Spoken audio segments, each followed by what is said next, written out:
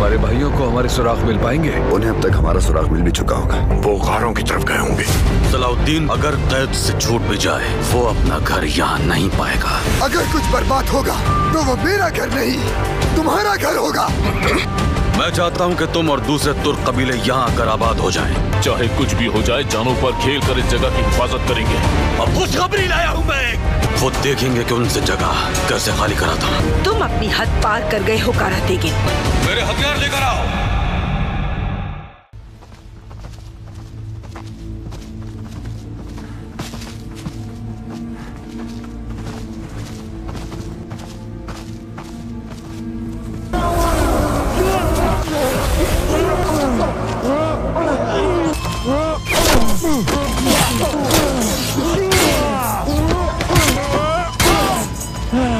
यहाँ उन्होंने जॉर्ज बिछवाया है।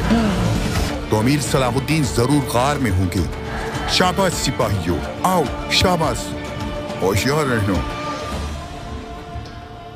राज मुझे देकर अपने और अपने कबीले की जान बचा लो। यहां तुम मेरा कुछ नहीं बिगाड़ सकते। तुम्हारी जान लेना सिर्फ वक्त का मसाला है, बस इंतजार करो।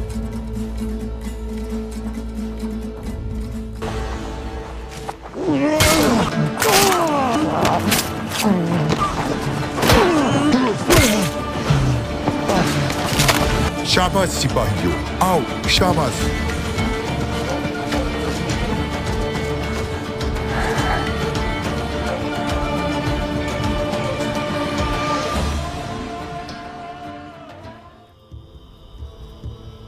तुम्हारी ताकत का एतराफ करता हूं। दरअसल इसीलिए तो तुम्हें असीर बनाया है, लेकिन तुम्हें अभी तक मेरी ताकत का अंदाजा नहीं है। अंदाजा है, इसलिए तुम्हारी जान लूंगा और फिर तुम्हारी मदद करने वाले इन सलेबियों को भी तुम्हारे साथ तबाह करूंगा, और फिर तुम्हारी मदद करने वाले इन सलेबियों को भी तुम्हारे साथ तबाह करूंगा।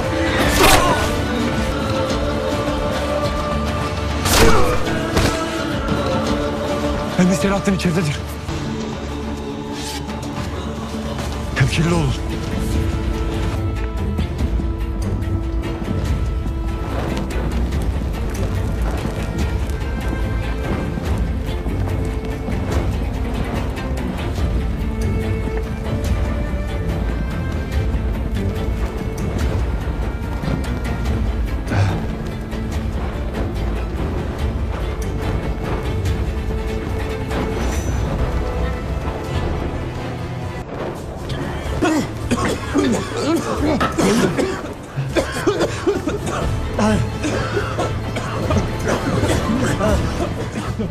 अब कोई तुम्हें यहां नहीं ढूंढ सकता सलाहुद्दीन। आखिरी सांस तक कैदो बंद के सामने नहीं झुकूंगा। फौलादी पहाड़ों में बंद कर दो, फिर भी मैं बाहर निकल जाऊंगा। न रियासत से गद्दारी करूंगा, न अपने कबीले पर तुम्हें हमला करने दूंगा। असल सफर अब शुरू हो रहा है सलाहुद्दीन। हम जा रहे हैं।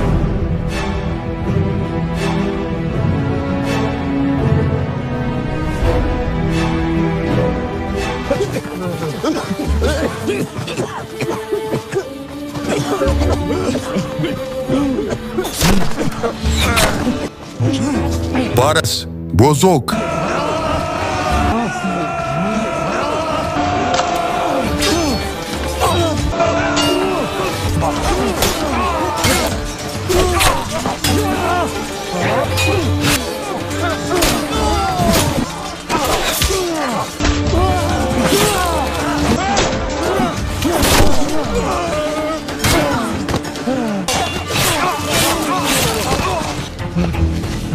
बोजोक, पारस, ठीक हो भाई, ठीक हो? गहरा जख्म है लेकिन हम ठीक हैं। ठीक हूं जनाब, ठीक हूं। वो शैतान से भी बदतर हैं।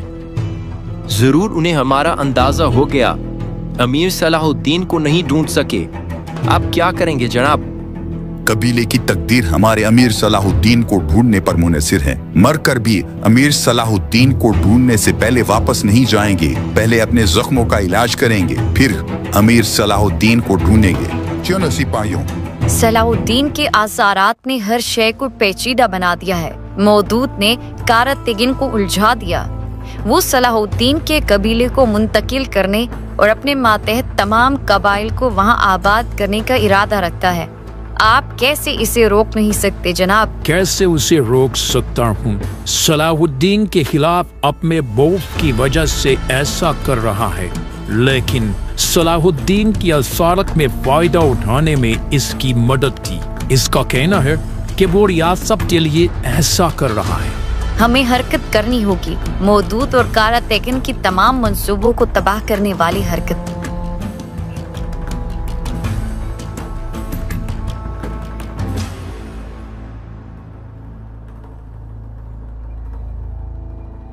अपनी तमाम ताकत अपने विरसे से लेता है। दे मुझे ये बात बेसाख्ता बताता रहता है, लेकिन मैं ऐसे चाल चलूंगा कि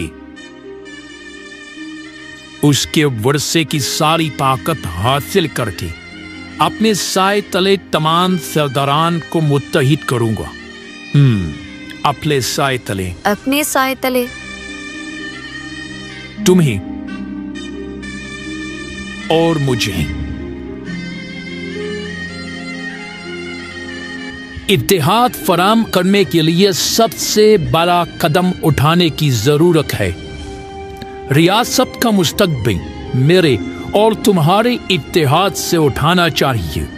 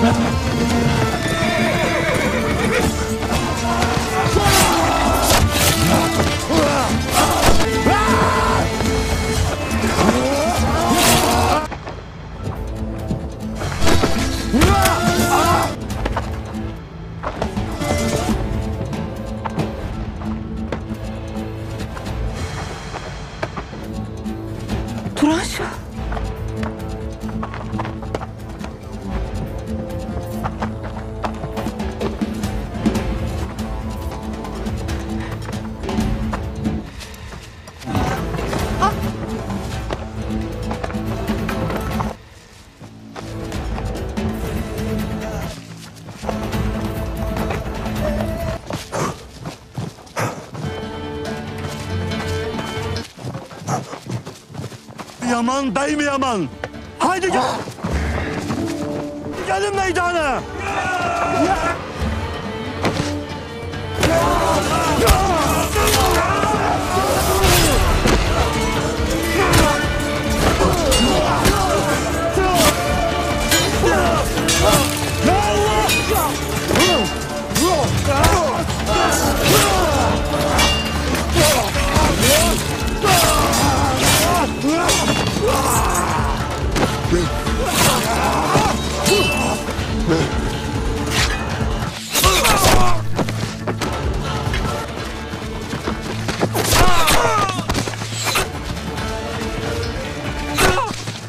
Selahattin bu!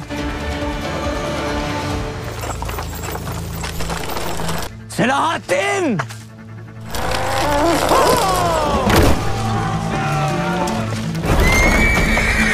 Tedbir alın! İyi misin? Kardeşler!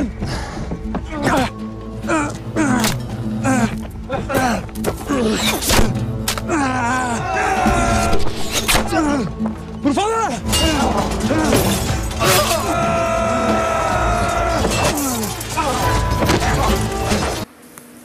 अस्सलाम वालेकुम दोस्तों, सलाहुद्दीन की एपिसोड में खुशामदीद। इस एपिसोड के आगाज़ में आप देखेंगे कि इस्मा खातून कहती है मेरा सौदा करने की कोशिश में हो, हाँ मैं तुम लोगों को इस तलवार की तरह पीस कर रख दूँगी। ये देखकर उनकी बहन कहती है बाजी मोहतरमा। इतने में कारातिगन उधर आता है और कहता है बाजी खुशखबरी लाया हूँ, गोक टैंगरी ने मुझे तोहफ़ा दिया है। इस्मा खातून कहती है तौबा अस्तगफिरुल्लाह, क्या तोहफ़ा दिया है? तुमसे हिसाब किताब बाद में करूँगी। कारातिगन कहता है ऐ लोगो बात सुनो ज़रा। फिर वो लोगों की तरफ कहता है बोरो यहाँ आओ, उम्र रसीदा भेड़िए, नौमलूद भेड़ियों, नौजवान लड़कियों, जांबाजों, बात सुनो ज़रा, मुझे कुछ बताना है। सरदारों की बात गौर से सुनो।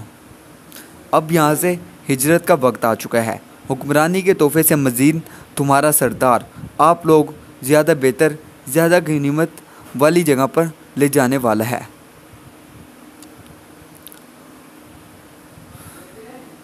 करातीगन की छोटी बहन कहती है ये जगह 40 साल से हमारा वतन है भाईजान, अब हम कहाँ जाएंगे? करातीगन कहता है सलाहुद्दीन का कबीला उठेगा और इसकी जगह हम बैठेंगे। ये सुनकर इस्मा खातून कहती है सलाहुद्दीन के होते हुए ऐसा कैसे होगा? करातीगन कहता है सलाहुद्दीन सलीबियों का कैदी बन चुका है, नूरुद्दीन जंगी इस कबीले को उठाएगा और फिर वहाँ हम खैमे गाड़ेंगे। ये सुनकर इस्मा खातून गुस्से से कहती है ये मुर्दार खाने वाले गिद्धों का काम है, सलाहुद्दीन की पीठ में खंजर घोंपने जैसा है। इस मदूद ने जहर भरा है ना? करातीगन कहता है कैसा जहर? बाजी وہ اچھا آدمی ہے، اس نے مجھ میں حکمرانی کی صلاحیت دیکھی اور مجھے سرداروں کا سربراہ بنایا۔ اس قبیلے کے جاتے ہی آپ کا بھائی سرداروں کا سردار بن جائے گا۔ اسما خاتون کہتی ہے ہجرت کا فیصلہ میرے اختیارات میں شامل ہے، ہم کہیں نہیں جائیں گے۔ کاراتگن یہ سن کر غصے سے کہتا ہے جائیں گے باجی، سردار میرے ہم خیال ہیں، ہم فیصلہ کر چکے ہیں۔ پھر کاراتگن کہتا ہے ایسا ہی ہے نا سردارو؟ تو سردار سر ہلاتے ہیں۔ اسما خاتون غصے سے اپنی تلوار نکالتی ہے اور کہتی ہے خبردار، قدم اٹھانے والے کے پاؤں، بات کرنے والے کی زبان اور سر اٹھانے والے کا سر کاٹ ڈالوں گی، چلو جاؤ اپنا کام کرو۔ کاراتگن کہتا ہے باجی، اسما خاتون کہتی ہے میں نے کہا جاؤں یہاں سے، اور پھر سب لوگ وہاں سے چلے جاتے ہیں۔ پھر کاراتگن کہتا ہے میرے سامنے پہاڑ بھی نہیں ٹک سکتے، اس صلاح الدین کا قبیلہ اٹھے گا اور میں وہاں کیسے بستا ہوں سب دیکھ لیں گے۔ اسما خاتون کاراتگن پر تلوار رکھتے ہوئے کہتی ہے اب جب تم اس حد تک آ ہی گئے ہو تو اب میں تمہارے لیے ڈراؤنا خواب بن کر تمہارے سر پر سوار ہوں گی، تمہیں اور مودود کو ایسی چوٹ پہنچاؤں گی کہ خاک ہو جاؤ گے، ٹھیک ہے؟ کاراتگن کہتا ہے جو کرنا ہے کر لیجئے، کر ڈالیے باجی۔ یہ کہہ کر کاراتگن وہاں سے چلا جاتا ہے۔ یہاں پر مودود کو بھائی بورا کہتا ہے خبر ملی ہے امیر محترم، صلاح الدین کا قبیلہ کہیں نہیں گیا ہے۔ مودود کہتا ہے کیسے نہیں گیا؟ آغا سلطان نے اٹھنے کا حکم جاری نہیں کیا؟ بھائی بورا کہتا ہے سلطان نے حکم دیا ہے مگر انہوں نے تسلیم نہیں کیا۔ یہ سن کر بھائی بورا غصے سے کہتا ہے دیکھو ذرا یہ ہوتے کون ہیں سلطان کا حکم نہ ماننے والے، قبیلہ اٹھا لیا تو صلاح الدین کو آزاد کر دیا جائے گا، ان لوگوں کو اس کی بھی پرواہ نہیں ہے، مگر ان لوگوں کو سبق سکھانا ہوگا، یہ لوگ آزاد ہونا چاہتے ہیں اسی وجہ سے سلطان کی بات نہیں ماننے، ان لوگوں نے ابھی تک سلطنت کا اصل چہرہ دیکھا ہی نہیں ہے، قبیلہ کیسے اٹھوایا جاتا ہے سب کو پتہ چل جائے گا، تلوار لاؤ میری۔ یہ کہہ کر وہ لوگ وہاں سے چلے جاتے ہیں۔ یہاں پر صلاح الدین اپنے سپاہیوں کے ساتھ موجود ہوتا ہے۔ پھر ابراہیم ادھر آتا ہے اور صلاح الدین سے کہتا ہے پانی پی لو، صلاح الدین سفر سے تھکاوٹ ہو گئی ہوگی، گلا خشک ہو رہا ہوگا، ابھی تو تم نے بہت کچھ بولنا ہے۔ صلاح الدین ابراہیم سے پانی لیتا ہے اور نیچے گرا دیتا ہے۔ ابراہیم کہتا ہے گریگور کی بات تو سن ہی چکے ہوگے، اگر میری مرضی کی معلومات فراہم کرو گے تو بچ جاؤ گے اور قبیلہ بھی بچ جائے گا۔ صلاح الدین پوچھتا ہے کیا جاننا چاہتے ہو؟ اتنے میں ان پر حملہ ہو جاتا ہے۔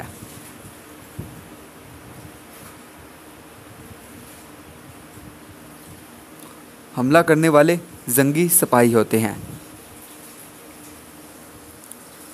مگر سلیبی تعداد میں زیادہ ہوتے ہیں اور زنگی سپاہیوں پر قابو پا لیتے ہیں۔ پھر سلیبی سپاہی صلاح الدین اور اس کے سپاہیوں پر بھی قابو پا لیتے ہیں۔ ابراہیم کہتا ہے بڑا مایوس کیا تم نے مجھے صلاح الدین، کوئی اپنے میزبان کے ہاں بھی خون خرابہ کرتا ہے؟ صلاح الدین کہتا ہے قسم کھاتا ہوں کہ بہائے جانے والے ایک ایک قطرے کے بدلے خون کے دریا بہا دوں گا۔ شمون پوچھتا ہے جناب کیا کیا جائے؟ لگتا ہے کہ سلطان نور الدین نے سپاہیوں کو صلاح الدین کی تلاش میں ہر طرف پھیلا دیا ہے۔ ابراہیم کہتا ہے غاروں کی جانب بڑھتے ہیں، پھر وہ لوگ بڑھ جاتے ہیں۔ یہاں پر سلطان شیرکو سے پوچھتے ہیں صلاح الدین کی تلاش میں نکلے سپاہیوں کی جانب سے کوئی خبر آئی ہے؟ شیرکو کہتا ہے نہیں سلطان، لیکن جلد آ جائے گی۔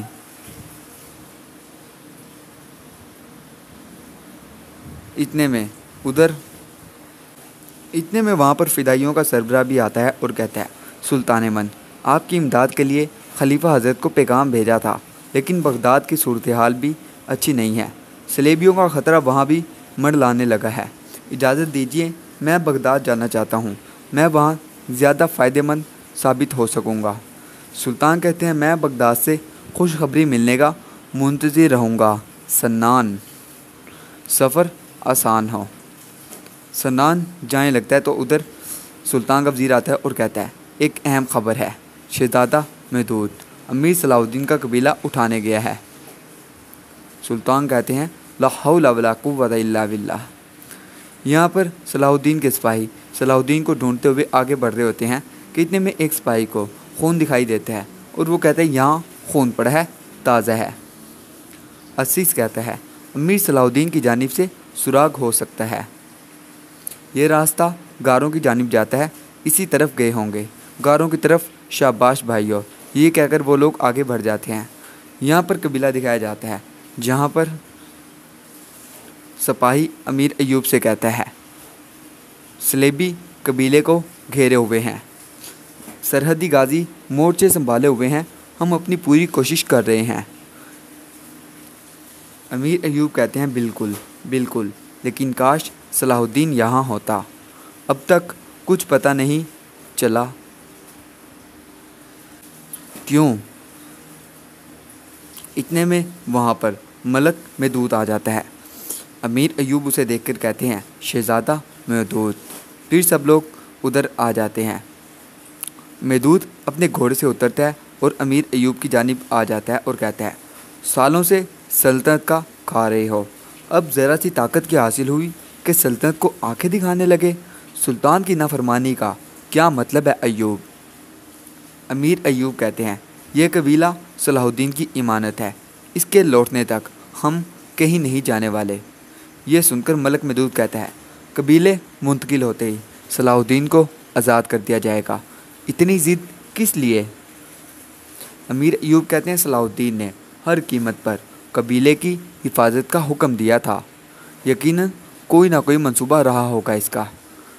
ملک محدود کہتا ہے صلاح الدین کا کوئی بھی منصوبہ ہوتا تو وہ سلیبیوں کے ہاتھوں قید نہ ہوتا۔ سلطان نے اگر قبیلہ منتقل کرنے کا حکم جاری کیا تھا تو قبیلہ منتقل ہوگا اور میں اس جگہ اپنے وفادار ترک قبیلوں کو بساؤں گا، جلد از جلد اپنا سامان سمیٹو اور خالی کرو یہ جگہ۔ امیر ایوب کہتے ہیں دوسرے قبیلوں کو یہاں بسانے کا کیا مطلب ہے، ہم نے اپنا خون پسینہ بہایا ہے یہاں۔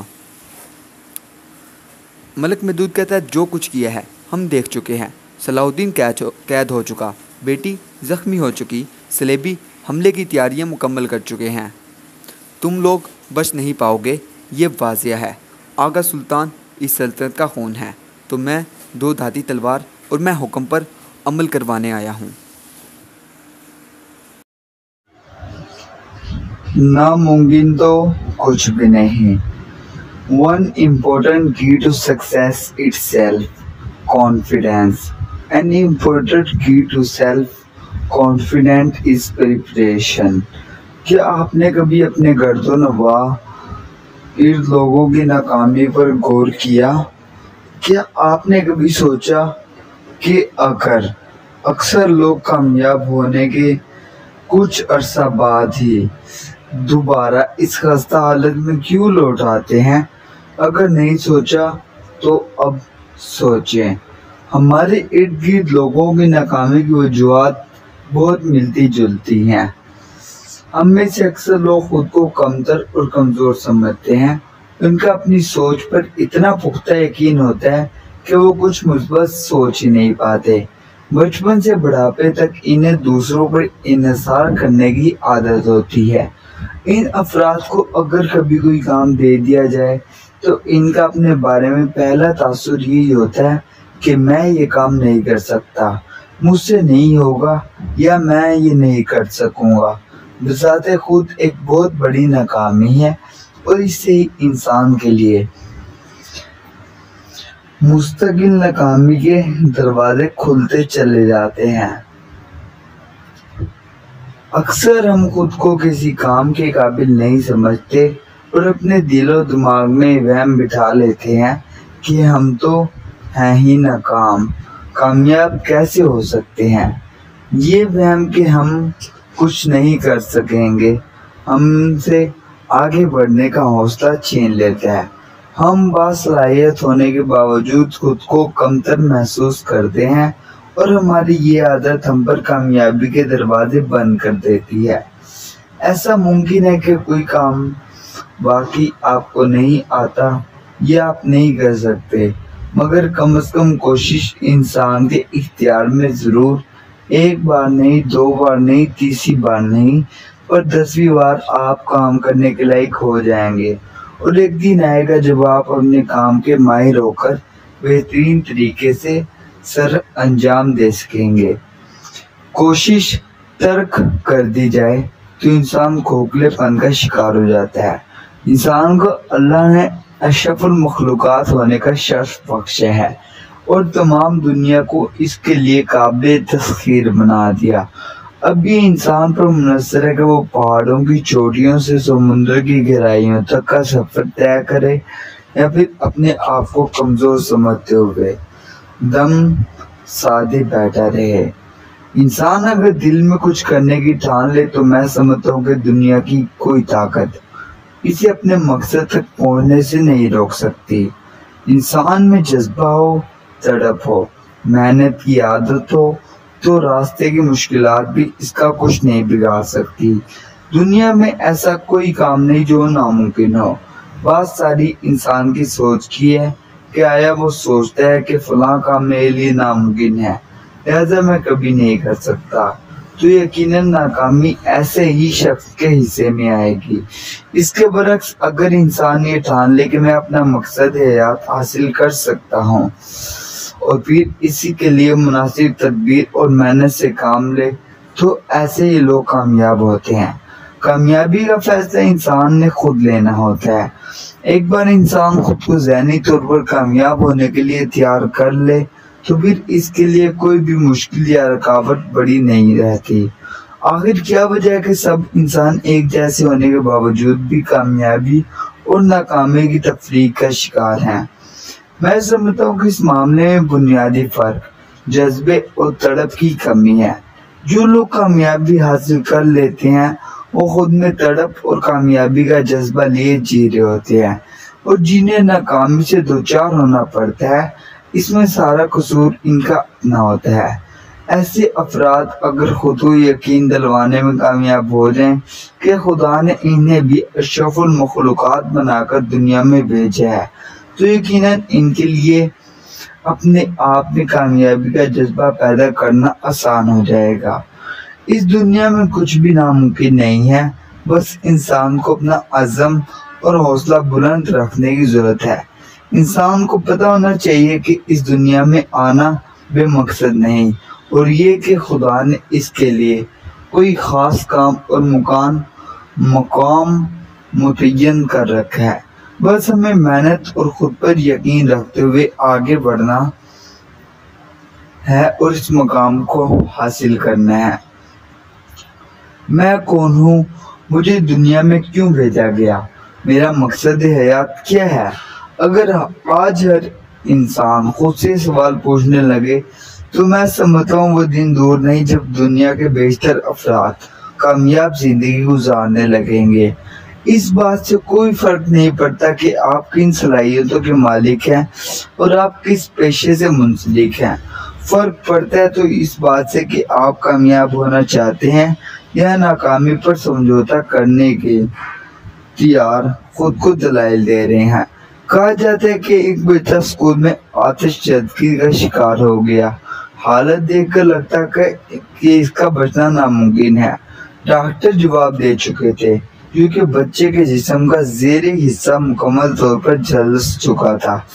डॉक्टर का कहना था कि खुशकिस्मती से अगर ये बच्चा बच भी गया तो भी उम्र भर के लिए मजूर हो जाएगा। इस तमाम सूरत में बच्चा का हौसला दीद नहीं था। वो ना मरना चाहता था और न ही मजदूरी की जिंदगी जीना चाहता था। इसके जज्बात में तवानाई और हिम्मत थी और इसके जिस्म का निचला हिस्सा हिलने जुलने से कासिर था। इस हालत में वो अस्पताल से फारिग करता गया और घर पर एक व्हील चेयर तक महदूद होकर रह गया।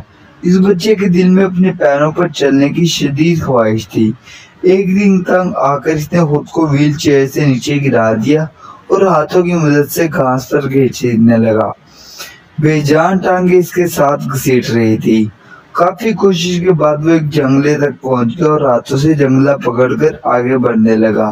وہ چل نہیں رہا تھا بلکہ خود کو گھسیٹ رہا تھا۔ اس نے اپنی سعادت کو معمول بنا لیا۔ اس کا عمل یقین تھا کہ وہ دن کسی سہارے کے بغیر اپنے پاؤں پر چلنے کے قابل ہو جائے گا۔ اپنے عزم اور محنت کے نتیجے میں اس نے خود کو کھڑا ہونے کے قابل بنا لیا اور پھر آہستہ آہستہ لنگڑانے لگا، اور پھر ایک دن وہ اپنے پاؤں پر نہ صرف چلنے کے قابل ہو گیا تھا بلکہ دوڑنے بھی لگا تھا۔ اس کا عزم اور حوصلہ اس کا ساتھ دیتے رہے اور اس نے اسکول میں ایک ٹریک ٹیم بنا لی۔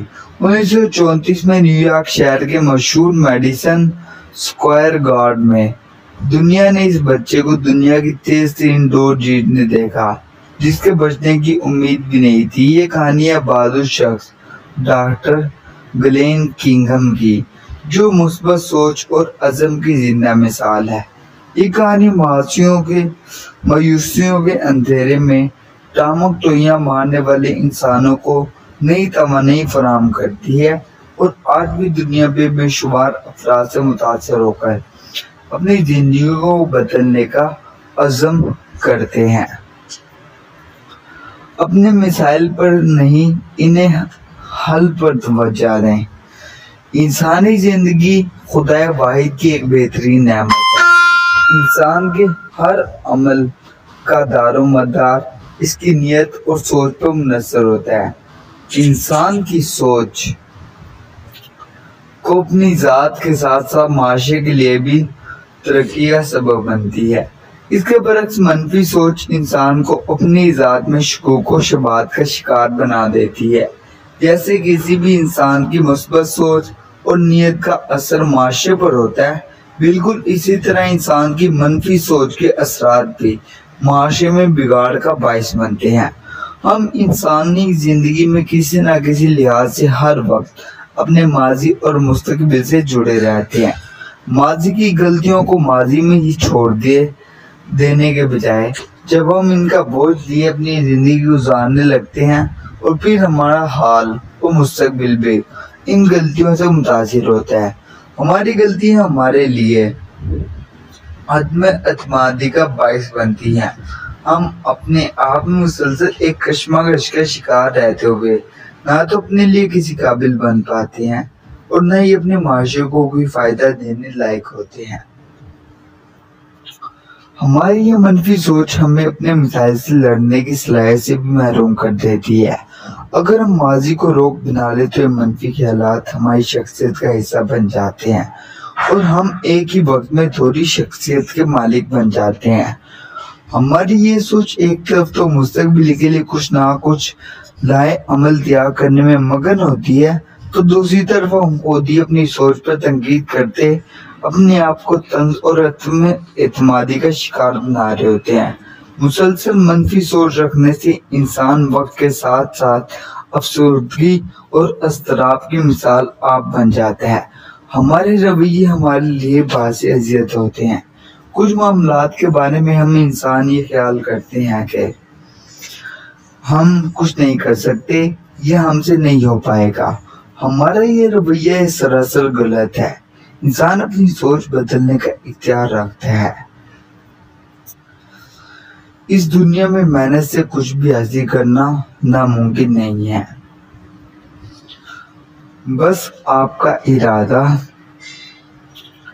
نیک ہو اور آپ جس کے لیے کوشش کر رہے ہیں وہ کام یا معاملہ جائز ہو، بس پھر خدا کی مدد شامل حال ہو جاتی ہے اور انسان کو اندھیرے میں روشنی کی کرن نظر آنے لگتی ہے۔ منفی سوچ سے چھٹکارا پانا ایک مشکل کام ہے مگر ناممکن ہرگز نہیں۔ انسان وقت کے ساتھ ساتھ اس پر قابو پا لیتا ہے جس سے اسے ذہنی سکون ملتا ہے۔ منفی سوچ اور عدم اعتمادی پر قابو پانے سے